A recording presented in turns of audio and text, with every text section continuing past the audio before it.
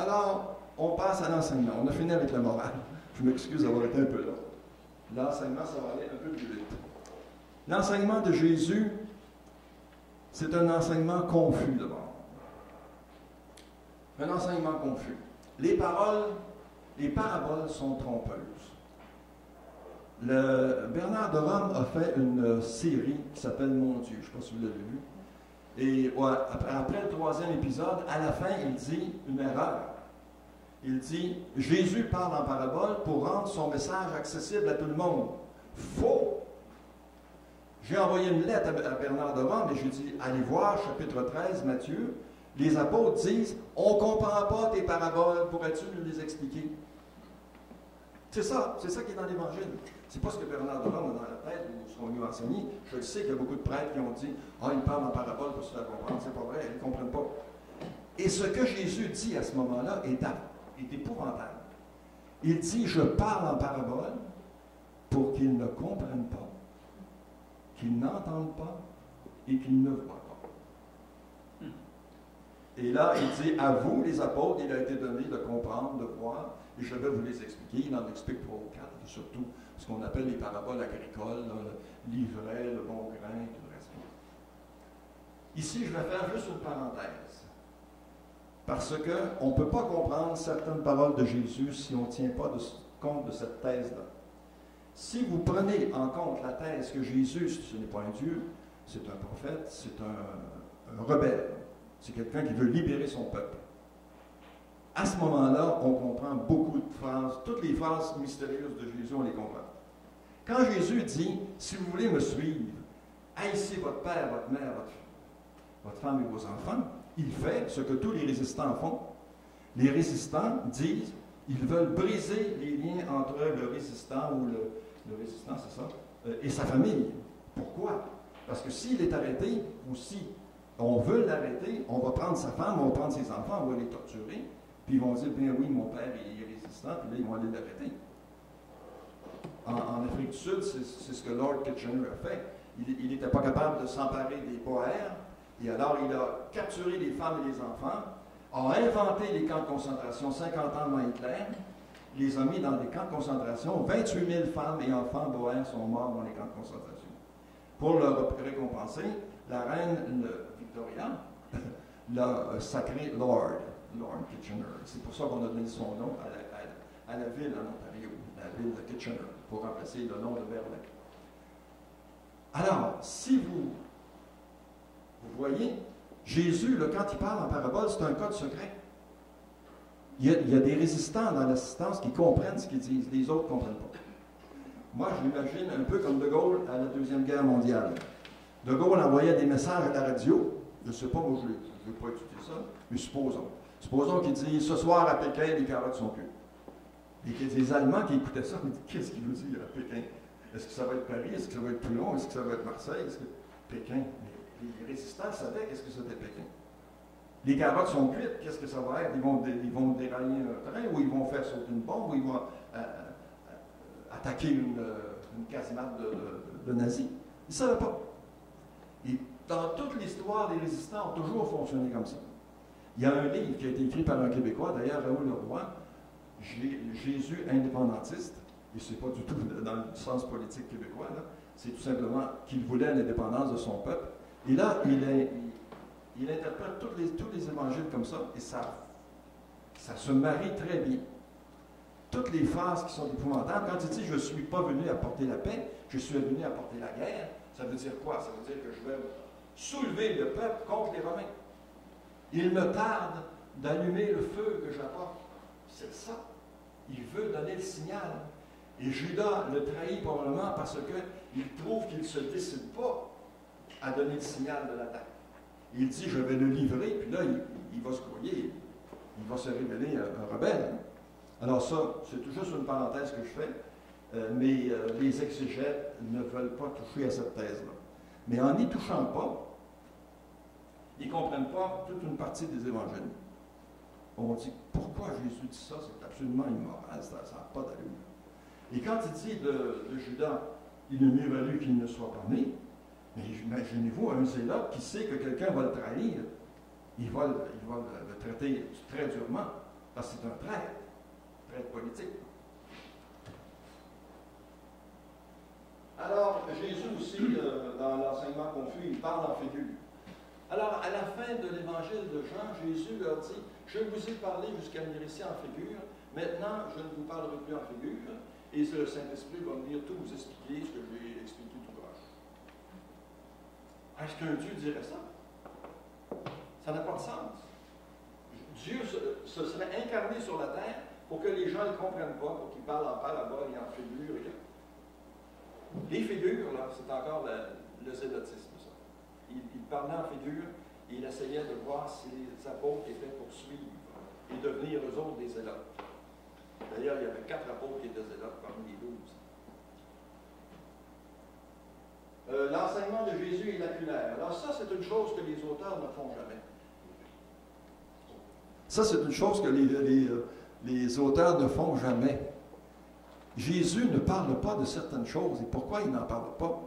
Il ne nous explique jamais comment la Terre a été créée, l'univers a été créé, toute la cosmogonie, là, il n'en parle pas. Jésus, s'il était Dieu, il est le mieux placé pour nous expliquer pourquoi il y a le mal dans le monde. Si Dieu est là, on dit enfin, on va l'avoir la réponse. Comment se fait-il qu'il y a le mal dans le monde? Jésus ne parle jamais du mal dans le monde. Alors, son enseignement est confus et lacunaire. C'est-à-dire qu'il manque des choses. Et il est contradictoire. Je donne juste un exemple, il y en a plusieurs. Jésus se contredit sur le corps après la mort. Vous connaissez la célèbre phrase « Si votre œil vous scandalise, arrachez-le ». Il vaut mieux entrer au royaume des cieux, borgne, un seul œil, qu'avec ses 2 yeux et aller en enfer. Ça veut dire que Jésus croit que nous allons aller au ciel avec le corps dans lequel nous allons mourir. S'il vous manque une jambe, il vous manque une jambe pour l'éternité. Et encore, mon ami Yvon Deschamps est très drôle là-dessus. Il dit, si un enfant meurt à 3-4 semaines, on va l'entendre brailler pendant toute l'éternité. Puis il y a un petit vieux de 90 ans, là, qui est incontinent, on va changer de couche toute l'éternité. Il dit, moi, je ne veux pas aller dans ce paradis-là. Mais il y a d'autres réflexions à faire. Là, je pense que le souper est assez loin pour vous autres. Quelqu'un qui se fait dévorer par un requin, il va ressusciter comment? Quelqu'un qui meurt dans un incendie, comme au World Center, on ne retrouve même pas les os. Il va continuer l'éternité sous un petit tas de sang. Et là, il m'arrive une réflexion. Pourquoi l'Église brûlait les gens? Pourquoi l'Église brûlait les gens? Pourquoi elle ne les pendait pas? Pourquoi elle ne les noyait pas? C'est qu'elle voulait faire disparaître le corps. Et en même temps, faire disparaître toute relique. Parce qu'il y avait des saints là-dedans. Il y avait des gens qui mouraient pour leur foi. Et certaines personnes auraient voulu avoir des reliques. On faisait brûler tout le corps, avec les os, tout.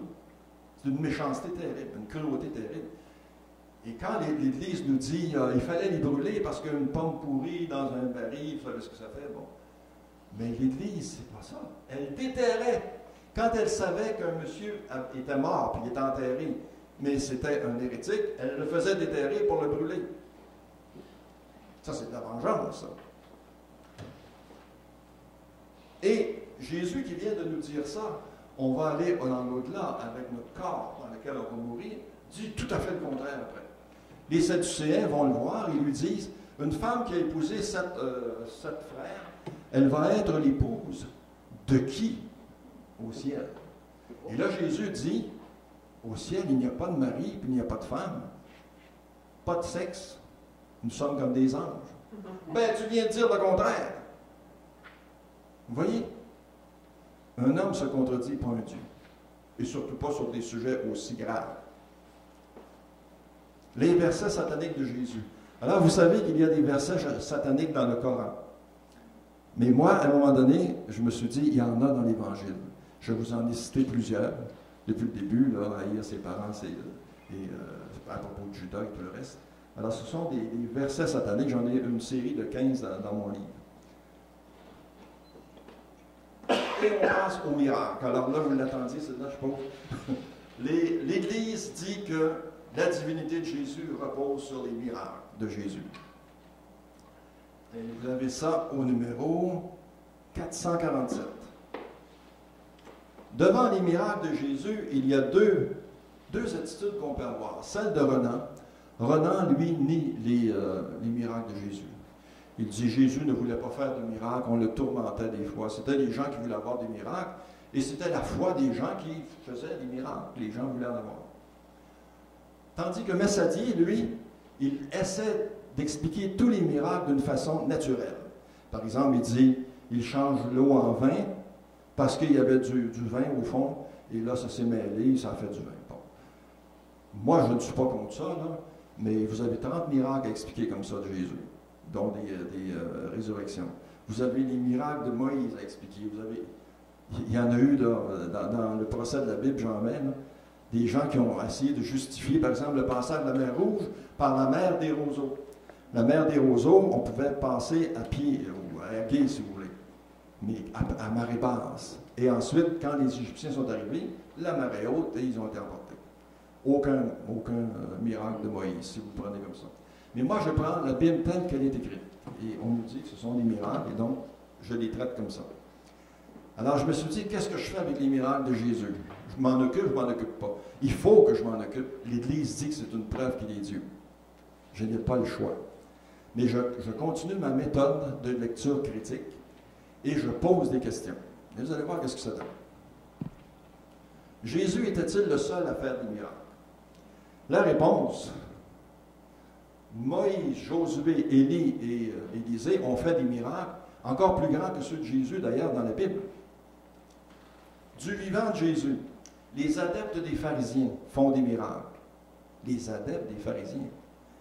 Vous avez bien noté, là, c'est quand on dit Jésus, tu chasses les démons au nom de Béelzéboul. Et Jésus dit, si vos adeptes chassent les démons, au nom de qui les chassent-ils? Et là, il va donner sa réponse, lui. Mais je continue ma démonstration. Jésus donne le pouvoir de faire des miracles à ses apôtres. Est-ce que ces apôtres sont des dieux pour ça? Même Judas a le pouvoir de faire des miracles. Remarquez une chose, c'est que Jésus ne donne jamais le pouvoir à des femmes de faire des miracles. Marie ne fait aucun miracle dans les évangiles. Marie-Madeleine ne fait aucun miracle. Marthe, Marie, sa sœur, ne font aucun miracle. Et aucune femme ne reçoit la mission d'enseigner. Alors ceux qui ont écrit des livres disant que Jésus était féministe, je les attends avec une brique et un fanal. Jésus n'a aucun apôtre femme. À la dernière scène, il n'accepte aucune femme. Jésus est un misogyne comme les Juifs de son époque. Jésus n'a pas condamné le meurtre d'honneur, le fameux meurtre d'honneur des Chafianes. C'est dans la Bible, ça. C'est pas dans le Coran, c'est dans la Bible. C'est dans la loi de Moïse. Moïse dit, si une fille viole l'honneur de son père, il la fera sortir de la maison. Ils font toujours ça devant la maison. Et là, il va la lapider à mort. Jésus ne condamne pas ces choses-là. Et je pourrais vous en donner, dans la Bible immorale, j'en ai 100 pages sur ce qu'on fait aux femmes dans la Bible.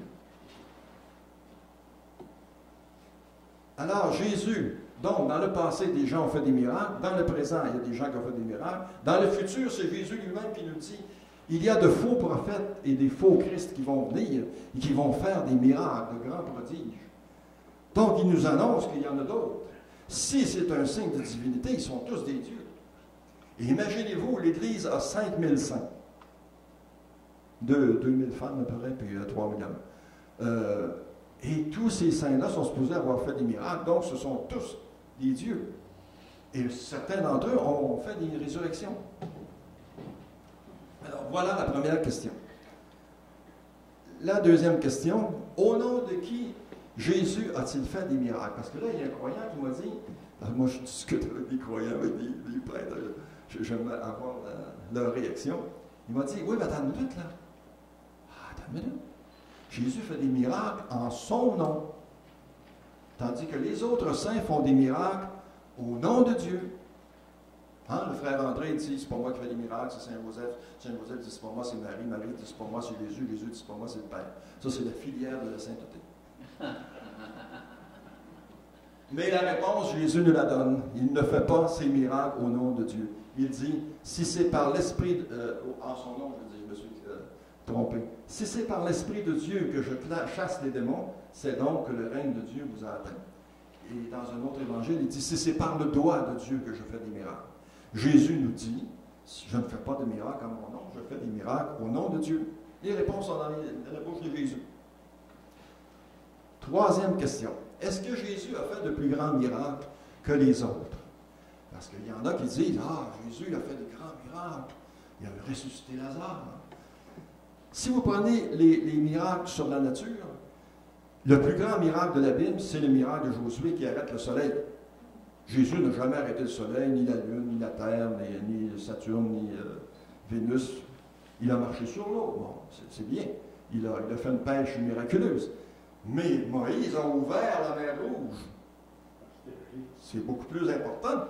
Et Josué va ouvrir le Jourdain aussi pour faire passer l'armée des Juifs.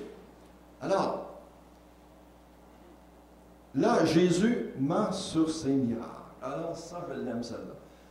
Une de mes grandes découvertes, puis vraiment, là, je l'ai trouvé dur, hein, parce que je suis d'origine chrétienne, puis il a dit, hey, tu vas fort. Là. Jésus est menteur, Jésus est xénophobe, Jésus est menteur, et j'ai relevé 35 mensonges dans les évangiles, puis des gros mensonges.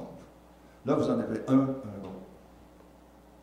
Si je n'avais pas fait des miracles que personne n'a fait avant moi,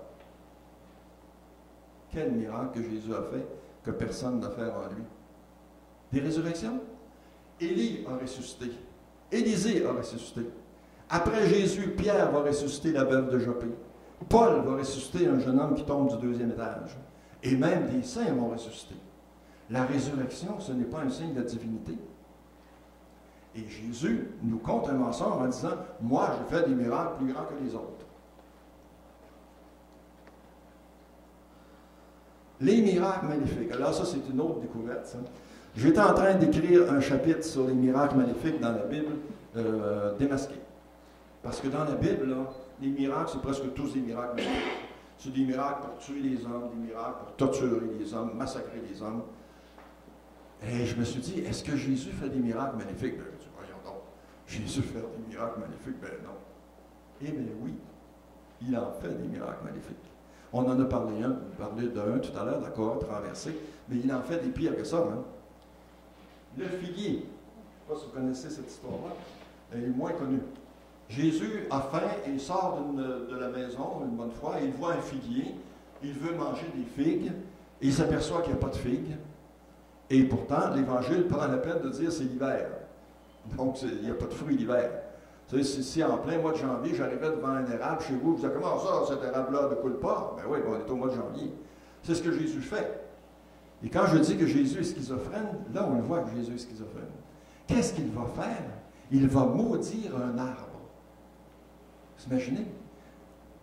Il va maudire un arbre. Et l'arbre va se dessécher, et là, il va dire, coupez-le et jetez-le au feu.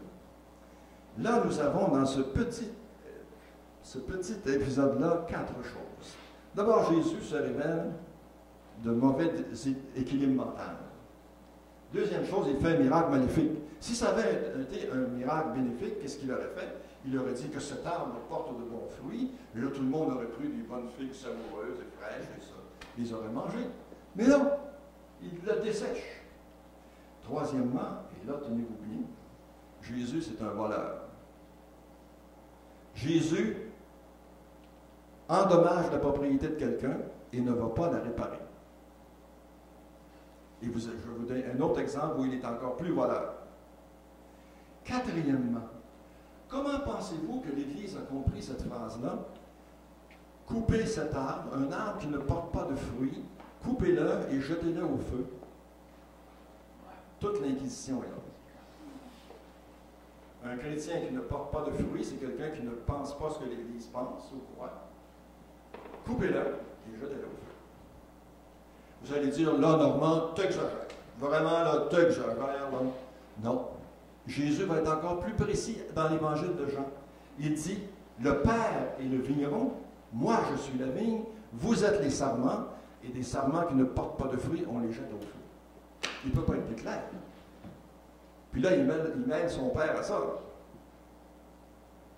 Un autre miracle magnifique, et là, celui-là est beaucoup plus important, c'est les porcs de Gérasan. Je ne sais pas si vous connaissez cet épisode-là.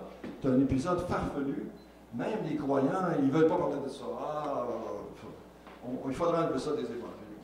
Jésus arrive devant un possédé du démon.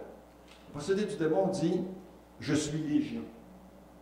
Ça veut dire que j'en ai des démons. Et si on croit que chaque démon est une maladie, il va être malade, ce gars-là. Oh. Je pense que notre système de santé ne l'aurait pas pris. Hein? Alors, Jésus dit, alors le possédé dit, permets-moi d'aller dans les ports. Il y a un total de 2000 ports. 2000 ports. Et Jésus lui donne la permission. Incroyable. Un Dieu qui dit aux démons, allez-vous-en dans les ports, et les ports partent, puis vont se jeter à la mer. Jésus ne va jamais payer la perte de troupeau de 2000 porcs. Les gardiens du port vont chercher le propriétaire. C'est tout en évangile ce que je vous compte. Ne vous fiez pas à ce que je vous dis, prenez l'évangile et lisez-le. Ils vont chercher le propriétaire, puis le propriétaire chasse Jésus. Il dit, va-t'en, on ne va pas te voir ici. Et Jésus ne répare jamais. Et pourtant, s'il était Dieu et s'il faisait des miracles si facilement, il avait juste à dire à Pierre, va donc pêcher un poisson, là, ouvre la gueule, puis prends la pièce d'or qui est là-dedans, donne-le. Ça aurait été facile. Jésus ne répare pas. C'est un véritable vol, en plus d'être un miracle magnifique. Et là, je vous en donne d'autres, je ne vais pas tous les expliquer. La destruction de Jérusalem. Alors, si Jésus est Dieu et qu'il a prédit la destruction de Jérusalem, un Dieu va faire arriver ses prédictions. Vous savez, ils vont des chants dit les Américains croient à la fin du monde. Si elle n'arrive pas, ils sont capables de la faire venir.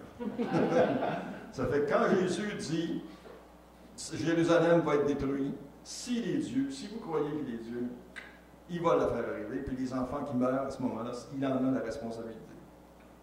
Un miracle magnifique. La corde renversée, on en a parlé. Le chemin de Damas. Alors, le chemin de Damas, c'est incroyable. Jésus renverse Paul, il le rend aveugle pendant 3 jours. C'est un miracle magnifique. Et puis, vous avez le miracle pour Constantin, c'est la même chose. Jésus prend la part de Constantin et il y a une bataille et tous les morts et tous les blessés sont sous la responsabilité de Jésus. C'est exactement comme Jeanne d'Arc qui disait sur aux Anglais, Dieu est avec nous. Alors là, elle croyait que Dieu était français. Alors là, on croyait que Dieu était du côté de Constantin. Le miracle pour Clovis, c'est exactement la même chose. Alors, en conclusion de cet argument-là, quels seraient les miracles qu'un Dieu aurait fait pour que ce soit vraiment un Dieu? Moi, j'ai des idées là-dessus, je ne sais pas. Jésus a fait comme les autres saints. Il a guéri un aveugle, 2 aveugles, 3 aveugles. Un Dieu aurait guéri la cécité sur toute la terre. Tous les aveugles de la Chine, des Inuits de l'Afrique, auraient dû être tous guéris d'un seul coup. Et la surdité, même chose. Et là, les croyants, les grands théologiens qui disent « Jésus a coupé l'histoire en deux ». Ah oui! Si aujourd'hui on disait « Depuis Jésus, là, il n'y en a plus d'aveugles nés, puis il n'y en a plus de sourds, puis il n'y en a plus d'infirmes », là, ça paraîtrait que Dieu est passé sur la terre. Ça, c'est des miracles que Dieu aurait dû faire. Moi, j'imagine que si Dieu s'est incarné, il s'aperçoit qu'il a raté sa création. D'ailleurs, Jésus le constate. Il voit la foule qui vient à lui, une foule de mendiants, une foule de malades, de possédés du démon, d'infirmes. Et qu'est-ce qu'il ressent? Il eut pitié de la foule. Alors, je me dis, si tu es Dieu, là, tu t'aperçois comment tu as manqué ton coup. Alors maintenant, tu corriges toute ta création. Plus de mal, plus de mal, plus de mal, plus de mal après Jésus, plus de guerre, plus de génocide, plus rien. Ça paraît que Dieu est venu sur terre et ça change les choses. Ah, ça n'a rien changé. Vous allez voir dans la conclusion que les chrétiens ont doublé les crimes de l'humanité au nom de Jésus lui-même. Alors, on arrive à sa fausse résurrection. L'Église dit que la résurrection de Jésus, c'est la preuve qu'il est Dieu. Vous avez ça au numéro 653. Alors moi, je procède par question. quand vous lisez les textes évangiles, il y a des questions qui vous arrivent. Questions qui mettent en doute la résurrection de Jésus. Pourquoi Jésus est-il méconnaissable? Marie-Madeleine ne reconnaît pas Jésus, elle pense que c'est le jardinier. Les disciples d'Emmaüs ne reconnaissent pas Jésus. Et les apôtres, même sur le lac du bord du lac Tibériade, ne reconnaissent pas Jésus non plus. C'est l'apôtre que Jésus aimait qui le reconnaît. Et là, je vous fais un petit commentaire avec les esclaves apôtres. Là. C'est une autre preuve que Jésus les considérait comme des esclaves. Il dit l'apôtre que Jésus aimait. Donc, il en aimait un seul. Ce n'est pas l'apôtre que Jésus préférait, c'est l'apôtre que Jésus aimait. Les 11 autres, c'était des esclaves. Excusez. C'était pas il ne les aimait pas. Pourquoi il y a des plaies qui manquent? Tout à coup, moi j'ai pensé à ça. Jamais un auteur n'a dit il n'y a pas de plaie de la flagellation. Imaginez-vous la flagellation à cette époque-là. Le fameux film, là, vous savez, où Jésus est ensanglanté. Là, la Passion. La Passion. La Passion. Le Mel Gibson. Gibson, c'est ça. C'était épouvantable. Surtout la flagellation romaine, c'était 60 coups moins 1, 59. Avec un fouet à 5 lanières et des boules de plomb dans chacune des lanières. Alors, après quelques coups de fouet, le supplicié tombait sans connaissance. Et ensuite, on lui arrachait littéralement le dos. Parce que la peau était tellement frappée forte que la peau levait et tombait. De sorte que Jésus aurait pu... Oh, merci. Comment ça va parler? Problème de gorge. Alors Jésus, on aurait dû voir ses plaies de sa flagellation. Or Jésus dit, mets ta main dans mes mains, mets ton doigt dans mes mains, dans mes pieds et dans mon côté. Personne ne parle des plaies de la flagellation. Personne ne parle des plaies de la couronne d'épines. La couronne d'épines, là, ça fait saigner beaucoup, ça. Le cuir chevelu est très... il aurait dû avoir des marques. Et si Jésus était ressuscité, mais qu'est-ce que font les plaies, là? L'Église nous dit qu'il a un corps glorieux. Donc, s'il a un corps glorieux, il va être pogné avec ses plaies pendant toute l'éternité, comme le petit bébé de tout à l'heure, là. Il va brailler toute l'éternité. Puis vous imaginez, l'Église nous dit que Jésus monte au ciel avec son corps. Donc, il y a juste lui et Marie qui vont avoir un corps au paradis. On va pouvoir les voir, mais il ne pourra pas nous voir. On va pouvoir voir son corps. Et son corps avec ses plaies. Alors, pourquoi manque-t-il des plaies? Pourquoi Jésus ne dit jamais qu'il est ressuscité? Ça m'a étonné. J'ai lu tous les évangiles et j'ai dit, à un moment donné, est-ce que Jésus dit « Je suis ressuscité » ? Jamais.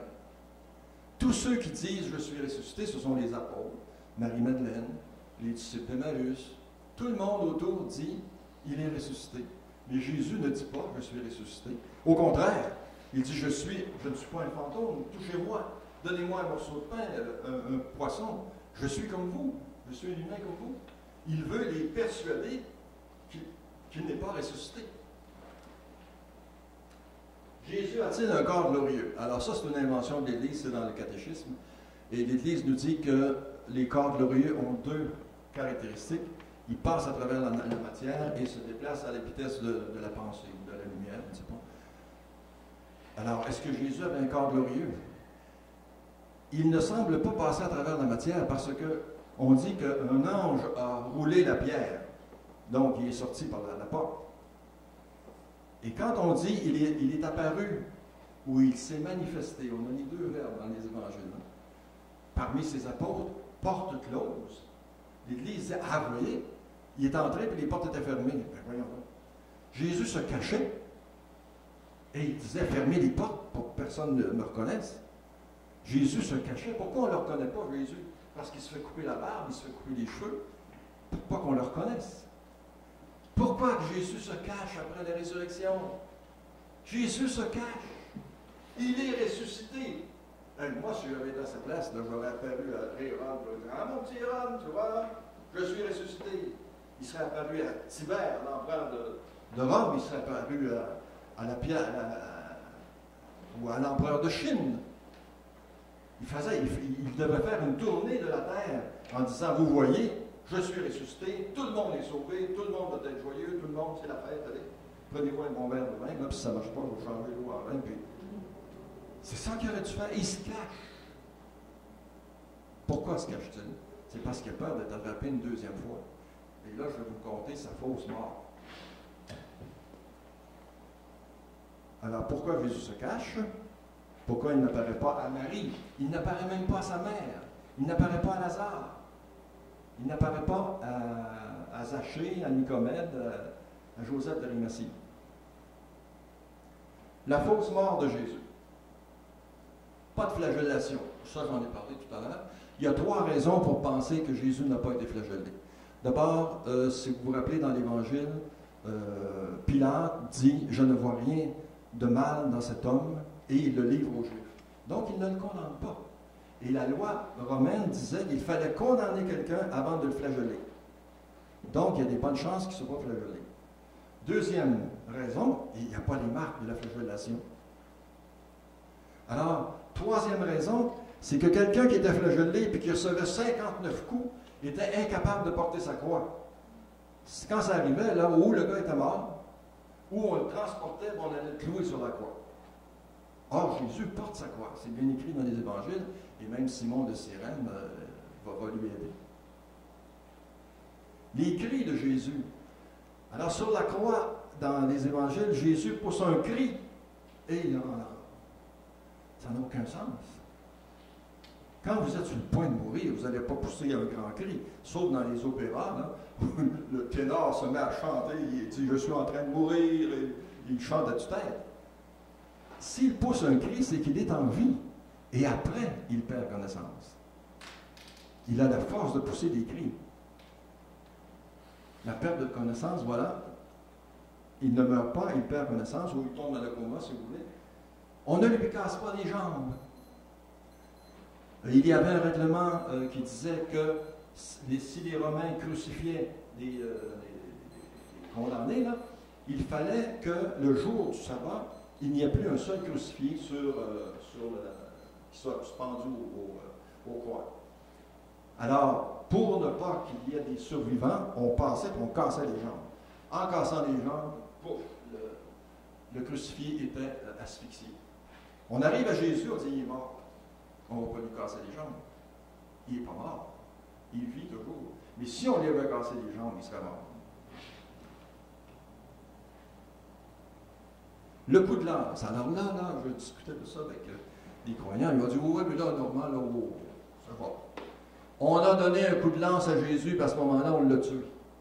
Non, la réponse est dans les évangiles, dans Saint Jean. On donne un coup de lance, il en sort du sang et de l'eau.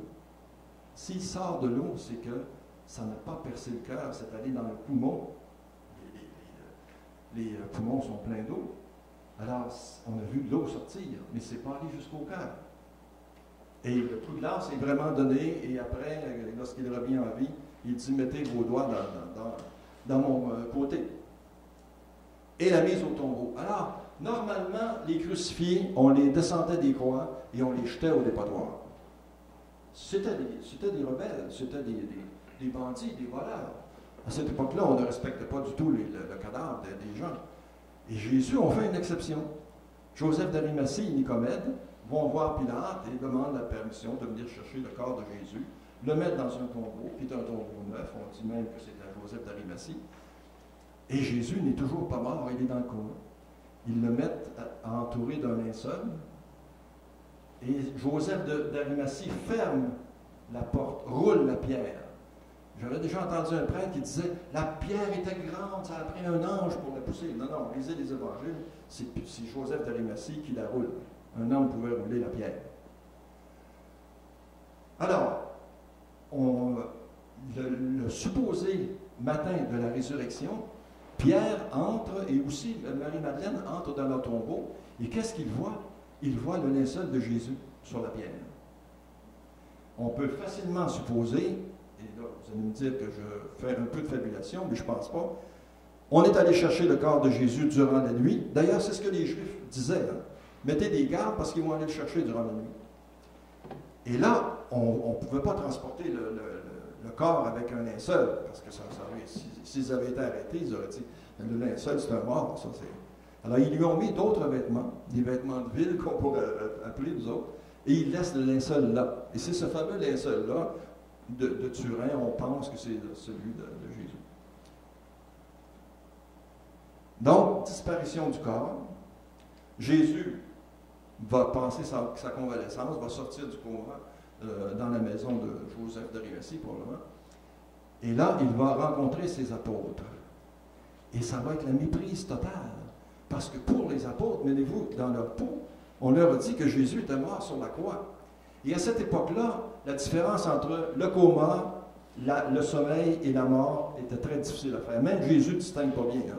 Jésus, quand on lui amène la fille de Jaïr, il dit, non, non, elle n'est pas morte, elle dort. Et lorsqu'il s'agit de Lazare, non, non, il n'est pas mort, il dort.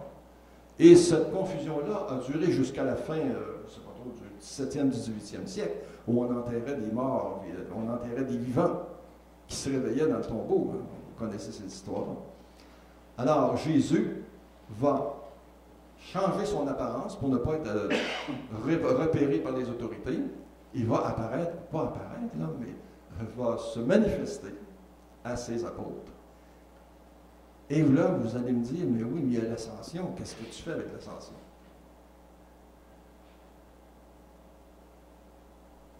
Alors, la méprise, je viens d'en parler. Jésus affirme qu'il n'est pas un fantôme, j'en ai parlé aussi. Il ne passe pas à travers la matière.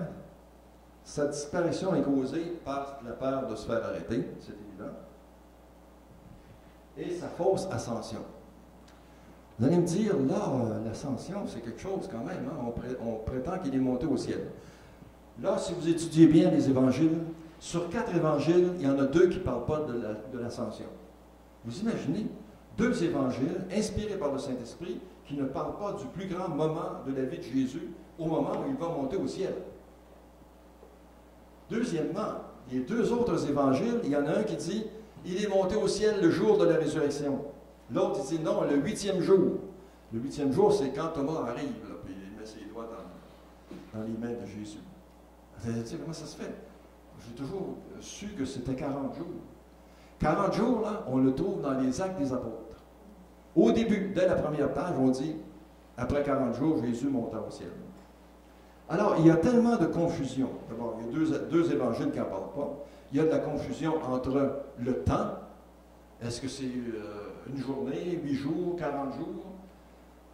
Il faut tout simplement comprendre que l'ascension, là, c'était quelque chose qu'on donnait à tous les grands êtres humains.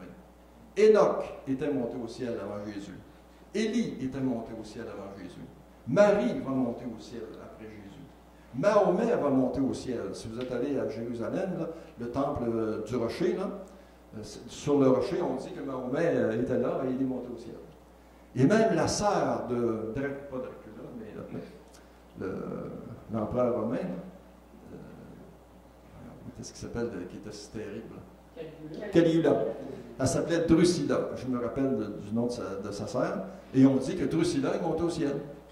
Tous les grands personnages montaient au ciel. C'était comme un cliché, tout simplement. Et la confusion sur les dates de l'ascension et les omissions sur l'ascension prouve très bien que nous avons affaire à un cliché. C'était normal que Jésus soit monté au ciel. La résurrection, même si on accepte, supposons, là, on dit, oui, Jésus est ressuscité. Puis après, Lazare est ressuscité, est-ce que c'est un Dieu? La résurrection ne prouve rien. Et là, il y a un expert qui m'a fait penser à une chose. Il dit, oui, mais attention, c'est un petit peu comme pour les miracles. Jésus ne fait pas des miracles au nom de Dieu, il fait des miracles en son nom. On a vu que ce n'était pas vrai. Et là, il dit, oui, mais Jésus s'est ressuscité. Lazare s'est fait ressusciter par Jésus, mais lui, il s'est ressuscité. Ah, il dit, mon Dieu, il faut que je relise les évangiles. J'ai relu tous les évangiles. Personne, vous ne trouverez pas un passage où Jésus dit, je me suis ressuscité. Mais vous allez trouver 25 passages, je les mets tous dans mon livre, où vous avez 2 façons de parler de la résurrection de Jésus. Un, Dieu a ressuscité Jésus. L'autre, Jésus est ressuscité. Mais Jésus est ressuscité, on dit la même chose. Lazare est ressuscité. Ce n'est pas Lazare qui s'est ressuscité. Alors, la résurrection, même si on l'acceptait, même s'il était arrivé, n'est pas une preuve de la divinité de Jésus. Le déicide maintenant, un crime qui a payé. Là, c'est une idée qui m'a frappé à un moment donné et je trouvais ça épouvantable. Vous imaginez, on dit que Jésus est mort en croix, que l'humanité a commis le plus grand crime de l'histoire, un déicide. Et c'est en commettant le plus grand crime de l'histoire que vous rachetez vos péchés. Avez-vous déjà pensé à ça? C'est l'enseignement le plus immoral qu'on puisse rencontrer dans une religion. La religion nous dit, tuez Dieu et ça va racheter vos péchés. Wow! Vous imaginez les jésuites qui arrivaient en Chine, qui essayaient de compter ça aux Chinois. Les Chinois devaient les prendre pour des fous. Mais quelle sorte de Dieu vous avez? Vous autres, vous tuez votre Dieu, puis ça rachète vos péchés, puis vous voulez qu'on croie ça? C'est d'une immoralité incroyable.